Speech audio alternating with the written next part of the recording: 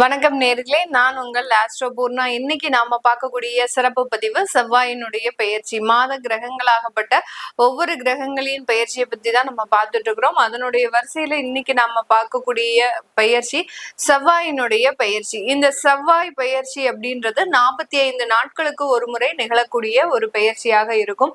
இப்போதைக்கு செவ்வாய் பகவான் அந்த மீன ராசியில இருக்கிறார். காலபுருஷனுக்கு 12ஆம் இடமான அந்த சனியோடு சேர்ந்து செவ்வாய் இருக்கிறார். இந்த செவ்வாய் ஆகப்பட்டவர் வரக்கூடிய மே மாதம் 12ஆம் தேதி மேஷ ராசிக்கு பெயர்ச்சி ஆகிறார். மேஷ ராசி அப்படின்றது பாத்தீங்கன்னா செவ்வாயினுடைய ஆட்சி வீடு, சொந்த வீடாக இருக்கு. அந்த சொந்த வீட்டுக்கு வரக்கூடிய அந்த செவ்வாயினுடைய தன்மை தனித்து செயல்படக்கூடிய ஒரு நேரமாக தான் இருக்க போகுது. இது வரைக்கும் அந்த செவ்வாய் பாத்தீங்கன்னா ராகுவோட பயணித்தும் சனியோட பயணிக்கும் போதும் அந்த போர்க்கால நிகழ்வுகள் அப்படின்றது உலக அளவில் அதிகமாக இருந்தது. எல்லா இடத்துலயும் ஒரு பதற்றம், எல்லா இடத்துலயும் ஒரு இறப்புகள், விபத்துக்கள், இந்த மாதிரியாக அந்த கூட்டு மரணம் அப்படின்றது அதிகப்படியாக இருந்தது. இதுக்கு காரணமே பாத்தீங்கன்னா இந்த செவ்வாயினுடைய தாக்கம் தான் அதிகப்படியாக எல்லா இடத்துலயும் ஒரு மிகப்பெரிய ஒரு மாற்றத்தை கொடுத்திருக்கும். இப்போ தனித்து செயல்படக்கூடிய ஒரு தன்மை. இந்த 12ஆம் தேதி மே மாதம் வரக்கூடிய அந்த செவ்வாயாகப்பட்டவர் 21ஆம் தேதி ஜூன் வரைக்கும் அந்த மேஷ ராசியில இருக்கிறார். இப்படி 45 நாட்கள் இருக்கும்போது ஒவ்வொரு ராசி என்பவர்களுக்கும் உண்டான பலன்களை பற்றி தான் இந்த பதிவுல நம்ம தெளிவா பார்க்க போறோம். இந்த சேனலை முதல் முறையா பாக்குறீங்க அப்படின்னா சப்ஸ்கிரைப் பண்ணிக்கோங்க, பெல் பட்டன்ல ஆல் ஆப்ஷன் சூஸ் பண்ணிக்கோங்க. சிம்ம ராசி என்பர்கள், காலபுருஷனுக்கு 5ஆம் இடத்துல இருக்கக்கூடிய ஒரு ராசி என்பர்கள் சிம்ம ராசி என்பர்கள். ராசிக்கு 9ஆம் இடமான அந்த பாக்கிய ஸ்தானத்துல செவ்வாய் பயிற்சியாகி வந்திருக்கிறார். இது நாள் வரைக்கும் 8ஆம் இடத்துல செவ்வாய் சனி சேர்க்கை அப்படின்றது இந்த சிம்ம ராசி என்பர்களுக்கு இருந்து மிகப்பெரிய ஒரு விபத்துக்கள்லாம் ஏற்பட்டிருக்கும். தேவையில்லாத அலைச்சல்கள், தேவையில்லாத வழக்குகள், எங்கேயோ யாருக்கோ நடக்கிறதுக்கு உண்டான வழக்குல இவங்களுடைய இன்வால்வ்மெண்ட் அப்படின்றது இருக்கும். மேக்சிமம் அப்படி பர்சனலா எதுவும் வழக்குகள் இல்லாத பட்சத்துல அலுவலக ரீதியாகவும் வழக்குகளை சந்திக்கக்கூடிய ஒரு நபர்களாக தான் இந்த சிம்ம ராசி என்பர்கள் இருந்திருப்பாங்க. கடந்த 45 நாட்கள்ல இவர்களினுடைய வாழ்க்கையை புரட்டி போடக்கூடிய அளவிற்கு அந்த செவ்வாயினுடைய சனியினுடைய சேர்க்கை அப்படின்றது மிக பெரிய அளவுக்கு பாதிப்பை கொடுத்திருக்கும். வெளிநாட்டுல வாழ்ந்துட்டு இருந்த நிறைய சிம்மராசி என்பர்கள் உள்நாட்டிற்கு திரும்பி வரக்கூடிய ஒரு சூழ்நிலை, அங்க போர் பதற்றம் அப்படின்ற ஒரு காரணத்தினால நிறைய அன்பர்கள் வேலை இழப்புகளுக்கும் ஆளாகி இருப்பாங்க. அந்த அளவுக்கு இந்த சிம்மராசி என்பர்களுக்கு இந்த செவ்வாயினுடைய தாக்கம் அப்படின்றது மிக அதிக அளவுல ஆயிடுச்சு. இது 12ஆம் தேதி மே மாதத்துல இருந்து ஒன் பை ஒன்னா ரெக்கவர் ஆகக்கூடிய ஒரு தருணம். மீண்டும் நான் வெளிநாட்டுக்கு செல்றதுக்கு உண்டான ஒரு வாய்ப்புகள் கிடைக்குமா மேடம் அப்படின்னு கேட்டீங்கன்னா கண்டிப்பாக கிடைக்கும். ஏன்னா இந்த சிம்ம ராசி என்பர்களுக்கு இவர்களினுடைய ராசிக்கு 12ஆம் இடத்தை செவ்வாய் பார்வையிடுகிறார். அதனால அந்த வெளிநாட்டு யோகங்கள், வெளிநாட்டுக்கு போகக்கூடிய மீண்டும் ஒரு சூழ்நிலை அப்படின்றது இந்த மே மாதத்துல இருந்து இந்த சிம்ம ராசி என்பர்களுக்கு முழுமையாக கிடைக்கக்கூடிய ஒரு தருணம். நிறைய வேலை இழப்புகள், அந்த வேலை இழப்புகளை கணக்கிலேயே எடுத்துக்க முடியாது, அந்த அளவுக்கு மிகப்பெரிய ஒரு மாற்றங்களை கொடுத்திருக்குது இந்த செவ்வாயினுடைய கடந்த கால ஒரு சூழ்நிலை. இப்போ இந்த 9ஆம் இடமான அந்த பாக்கியஸ்தானத்திற்கு வரக்கூடிய அந்த செவ்வாய் அந்த வேலை வாய்ப்புகளை முழுமையாக கொடுக்க போறார். யாருமே பயப்பட வேண்டாம். இந்த சிம்மராசி என்பர்களுக்கு நான் ஜோதிட ரீதியாக சொல்லக்கூடிய முதல் அறிவுரை அப்படின்னு கேட்டீங்கன்னா, முதல் கணிப்புகளின்படி சொல்லக்கூடிய ஒரு விஷயம் என்ன அப்படின்னு கேட்டீங்கன்னா, சிம்மராசி என்பர்கள் பெரிய அளவுக்கு யாருமே பதற்றமாக வேண்டாம். ஏன்னா சனி பகவான் 8ஆம் இடத்துல இருக்கும்போது இந்த மாதிரியான சில ஒரு மன தடுமாற்றங்களை வேலை ரீதியாக கொடுப்பார். ரொம்ப பெரிய அளவுக்கு பாதிக்கப்பட்டுட்டோம் அப்படின்ற ஒரு மன வெறுப்புகளையும் கொடுப்பார். அதாவது மன ரீதியான ஒரு விரக்தியையும் கொடுக்கக்கூடிய ஒரு இடத்துலதான் இருக்கிறீங்க. அதுல இந்த செவ்வாயும் மீண்டும் ஒரு சேரும் போது அதுல ஒரு மிகப்பெரிய ஒரு தடுமாற்றத்தை கொடுத்திருப்பார். நிறைய பேர் பாத்தீங்கன்னா இதனால ஒரு தூக்கம் இழந்து ஒரு நிம்மதியான ஒரு வாழ்க்கையை இழந்துட்டோமே அப்படின்னு சொல்லக்கூடிய அளவிற்கு இந்த சிம்மராசி என்பர்களுக்கு அளவுக்கு அதிகமான பிரச்சனைகள்.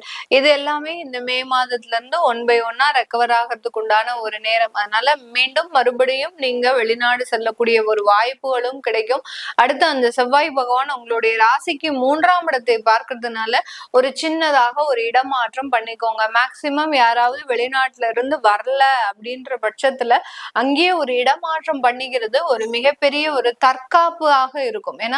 ஏன்னா அந்த அஷ்டம சனி அப்படின்றது கொஞ்சம் கொஞ்சமாக உங்களை ஒரு மெருகேத்திக்கிட்டே வருவாரு. ஒரு சில இடத்துல மிகவும் அபாயகரமான சில விளைவுகளை கொடுத்தாலும் ஒரு இடத்துல நல்ல ஒரு நன்மைகளையும் கொடுப்பாரு. அதனால நம்மளும் ஒரு சின்னதாக ஒரு சின்ன சின்ன மாற்றத்தை செஞ்சுக்கிட்டோம் அப்படின்னா இந்த சிம்ம ராசி என்பவர்களுக்கு மிகவும் ஒரு ஆபத்துகளில் இருந்து வெளியில வரக்கூடிய ஒரு நேரமாக தான் இந்த செவ்வாயினுடைய பயிற்சி இருக்க போகுது. அதனால ஒரு இடமாற்றத்தை பண்ணிக்கோங்க. அடுத்து வெளிநாட்டுல சொத்து வாங்கக்கூடிய ஒரு அமைப்பையும் இந்த செவ்வாய் முழுமையான ஒரு நேரத்தை கொடுக்க போறாரு. வெளிநாட்டுல நாங்க முழுமையான ஒரு குடியுரிமை பெற்று இருக்கிறோம், இங்க நாங்க சொத்துக்கள் வாங்கலாமா இல்ல எங்களுடைய சொந்த ஊர்ல தான் வாங்கணுமா அப்படின்னு கேக்குறவங்களுக்கு தாராளமாக இந்த இடத்துல நீங்க சொத்துக்கள் வாங்கக்கூடிய ஒரு சூழ்நிலை அப்படின்றது இந்த 45 நாட்கள்ல உருவாக போகுது. அதனால அதுல ஒரு முழுமையாக கவனம் செலுத்தி அதற்குண்டான சில முயற்சிகள் எல்லாம் தாராளமாக ஈடுபடலாம் இந்த சிம்ம ராசி என்பர்கள். இந்த காலகட்டத்துல பாத்தீங்கன்னா இங்க சொத்தை விற்கக்கூடிய ஒரு சூழ்நிலையில இருக்கக்கூடியவர்கள் சிம்மராசி என்பர்கள், உள்நாட்டுல உங்களுடைய ஊர்ல இருக்கக்கூடியவர்கள் சொத்தை விற்கணும், சொத்தை வித்து நான் என்னுடைய கடனை அடைக்கணும் அப்படின்னு இருக்கக்கூடியவர்கள் இந்த இடத்துல கண்டிப்பாக அதற்குண்டான ஒரு முயற்சிகள்ல நல்ல ஒரு வெற்றியும் கிடைக்கக்கூடிய ஒரு நேரமாக இருக்கும். சொத்தை விற்கும் போது கொஞ்சம் பெரிய அளவுக்கு நீங்க எதிர்பார்த்த விலையில அந்த சொத்து விற்க முடியாது.